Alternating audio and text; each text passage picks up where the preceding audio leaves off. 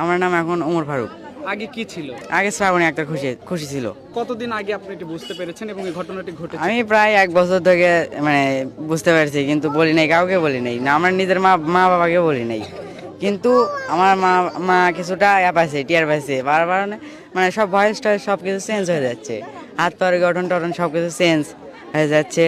হয়ে যাওয়ার পরে তারপরে আব্বুকে বলছে, কিন্তু আব্বুর এই এত মানে আর্থিক সমস্যা, তো মানে টাকা পয়সা অত নাই, ওই জন্যে অত গুরুত্ব দেয় নাই। তারপরে গ্রামীণ কল্যাণে নিয়ে গেছিলো, ওরা তো কিছু করতে পারে নাই। ওরা দেখে মনে করেন যে করছে, মানে বলে দিছে যে এটি তো সম্ভব না, আমরা কিছু করে মানে হরমোনের ডাক্তার দেখার লাগবে, মানে ওই শেফ স্যারের সাথে দেখা করা লাগবে, এমন করে ইনকেয়ার বলেছে, হরমোনের ডাক্তারের কাছে যা লাগবে।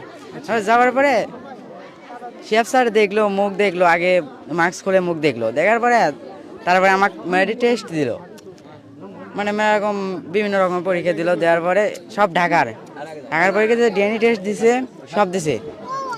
সব দেওয়ার পরে এখন ওই ঢাকার থেকে যে রিপোর্ট যে আজ করছে, এখন ওরা ফোন মানে পরীক্ষা হচ্ছে সব কিছু ছেলে, মেয়ে মাসে কোনো নেই, সব কিছু ছেলেদের, সব কিছু ছেলে হয়ে গেছে, ছেলেদের মতো মানে সব কিছু হয়ে গেছে, পরিবর্তন হয়ে গেছে। হয়ে যাওয়ার পরে এখন মনে করেন যে ওই ডিএনএ টেস্টের ওই ঢাকা থেকে ওরা ফোন দিছে আব্বুর কাছে, ফোন দিয়ে বলতেছে যে লেখা হলে মিস খুশি, তাহলে এই সব কিছু না ছেলেদের আসছে, আপনার ইয়ারে আবার লাগবি না। আব্বু আবার বললো কি, মানে পরীক্ষার আগে করা হচ্ছে আসলে সবগুলো দিয়ে ছেলে। তারপরে শেফ স্যারকে আবার ফোন দিল, বলছে না ও ঠিক আছে, সবই ঠিক আছে, ওটাতেই হবে, আর রক্ত দেওয়া লাগবে না, কিছু করা লাগবে না। তারপরে সে ওই ডিএনএ টেস্ট দিল, তারপরে আবার ইঞ্জেকশন লেগছে, অনেক ওষুধপাতি লেগছে, লেখার পর হলে খাওয়া দাওয়া করার পরে 3 মাস পরে একটা পরীক্ষা দিছিল, ওই পরীক্ষা মানে সব কিছু ভালো মানে আরও পরিবর্তন হচ্ছে সব কিছুই।